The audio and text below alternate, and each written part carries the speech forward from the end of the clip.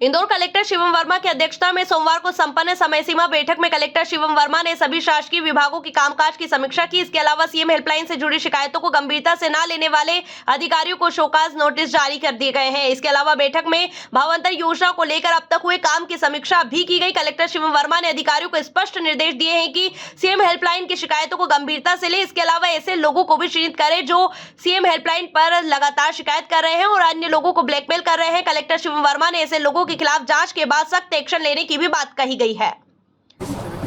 आज समय सीमा की बैठक में जैसे हमारी प्राथमिकता रहती है कि जो माननीय मुख्यमंत्री जी की प्राथमिकता या शासन की जो प्राथमिकता रहती है, सीएम हेल्पलाइन है, हमारे जो ज़मीनों के अलॉटमेंट के विषय हैं, भावांतर भुगतान योजना है, इन सभी की समीक्षा की गई है। अपनी तैयारियां अच्छी रहें, सीएम हेल्पलाइन का समय पर निराकरण हो, ये व्यवस्था की जाए।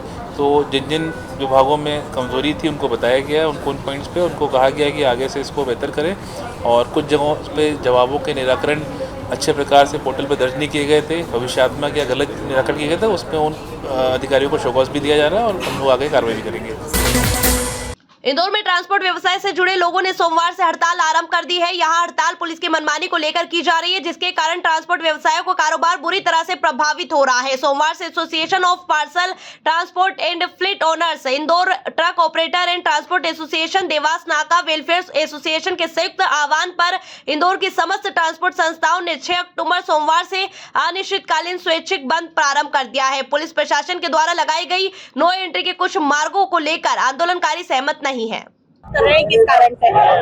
देखिए, शहर में पिछले कुछ दिनों पहले एक दुखद घटना हुई थी और उसका खेद हमें भी है और दुर्घटना कोई भी नहीं चाहता कि घटना हो, पर एक घटना को मद्देनजर रखते हुए पूरे शहर को पुलिस प्रशासन ने अस्त व्यस्त कर दिया था। ट्रांसपोर्ट का काम के व्यापार को बंद कर दिया हमारे एक तरह से, और हम उस समय पाबंद के अंदर काम नहीं कर पा रहे थे। हमने पुलिस प्रशासन से, कलेक्टर महोदय से पत्र व्यवहार किया, बैठकें करी और मांग करी कि हम उस समय में आगामी त्योहार को देखते हुए काम नहीं कर पा रहे हैं। शहर में काम का दबाव है और त्योहार का समय है, पर प्रशासन ने हमारी बात को नहीं माना और हम मजबूर हो गए। मजबूर हम हुए कि हमारे कर्मचारी, हमारे अम्माल भाई, हमारे मिस्त्री भाई 24 घंटे कैसे काम करेंगे।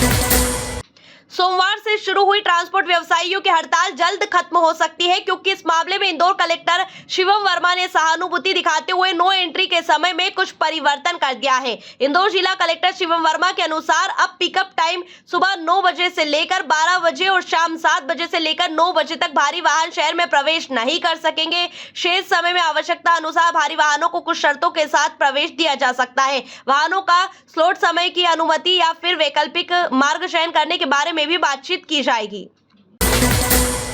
इंदौर शहर स्वच्छता में नंबर 1 रहने के साथ ही देश का पहला भिक्षुक मुक्त शहर भी बनने जा रहा है। ऐसे में शहर को लगातार भिक्षुक मुक्त बनाए रखने और भिक्षुओं के पुनर्वास को लेकर कलेक्टर शिवम वर्मा की अध्यक्षता में बैठक आयोजित की गई। इस बैठक के माध्यम से उन्होंने भिक्षुक मुक्त अभियान से जुड़े कामों की समीक्षा की। इसके साथ ही अधिकारियों को जरूरी दिशा निर्देश भी दिए। कलेक्टर शिवम वर्मा ने कहा कि शहर में किसी भी धार्मिक स्थल या सार्वजनिक स्थानों पर भिक्षुक नजर आने पर तुरंत कार्रवाई करते हुए उन्हें रेस्क्यू करें और उन्हें भिक्षुक पुनर्वास केंद्र पहुंचाएं।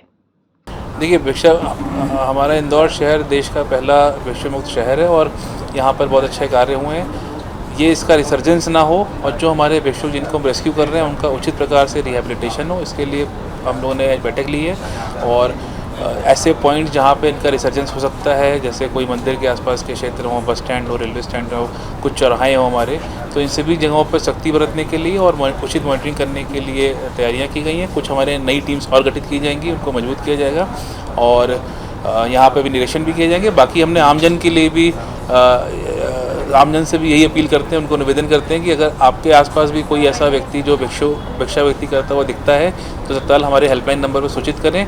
ऐसी सही सूचना देने वालों को 1000 रुपये का एक पारितोषिक भी दिया जाएगा। हमारा उद्देश्य बस यही है कि हमारे शहर में भिक्षा व्यक्ति ना हो और जो भी हमारे भिक्षुक भाई बहन हैं उनको हम लोग उचित प्रकार से रिहेबिलिटेट करें ताकि वो भी एक सामान्य जीवन बेहतर तरीके से जी सकें।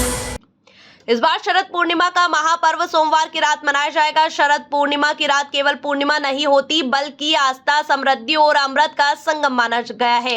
हिंदू धर्म में शरद पूर्णिमा वह अद्भुत क्षण मानी जाती है जब मां लक्ष्मी का पृथ्वी पर अवतरण हुआ था। मान्यता है कि इसी रात क्षीर सागर के मंथन से देवी लक्ष्मी प्रकट हुई थी और तभी से यह रात्रि धन, सौभाग्य और सिद्धि का प्रतीक मानी जाती है। इस वर्ष शरद पूर्णिमा पर वृद्धि योग, ध्रुव योग और गज केसरी योग जैसे शुभ संयोग एक साथ बन रहे हैं जो इसे और अधिक पावन बना रहे हैं।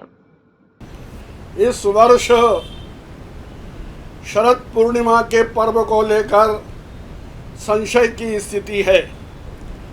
धर्मशास्त्र के मतानुसार शरद पूर्णिमा का पर्व जिस दिन पूर्ण चंद्र हो उस दिन मनाया जाता है। इस वर्ष 6 अक्टूबर सोमवार को चतुर्दशी जो तिथि है वो दोपहर 12:24 तक रहेगी। आज चतुर्दशी 12:24 तक रहेगी।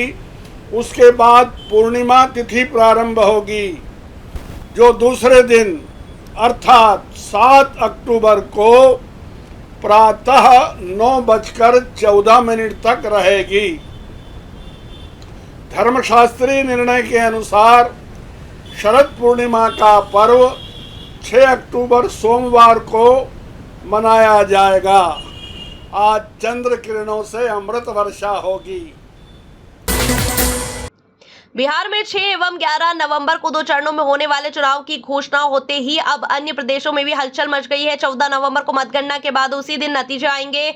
इसी कड़ी में मध्य प्रदेश के इंदौर से भी करीब 200 कार्यकर्ताओं की लंबी चौड़ी फौज बिहार में भेजी जाएगी। इसी के साथ नेताओं, मंत्रियों और बड़े पदाधिकारियों को भी अलग अलग क्षेत्र में विशेष जवाबदारियों सौंपी जाएंगी और इंदौर से विशेषकर यादव समाज में वर्चस्व रखने वाले लोगों की अलग से सूची तैयार की गई है। जो समाज में एक अलग वर्चस्व रखते हैं उन्हें बिहार क्षेत्र के खास यादव बाहुल क्षेत्र में भेजा जाना है। नगर निगम के वार्ड 37 स्थित साई कृपा कॉलोनी में प्लाट क्रमांक 444 पर नगर निगम की टीम द्वारा पिछले 7 दिनों से ड्रेनेज चेंबर खोद कर छोड़ दिया गया है, जिससे सीवर का गंदा जो पानी है घरों के सामने इकट्ठा हो रहा है। तमाम शिकायत के बावजूद कोई कार्रवाई नहीं हो रही है, जिससे रहवासियों में आक्रोश प्राप्त हो रहा है।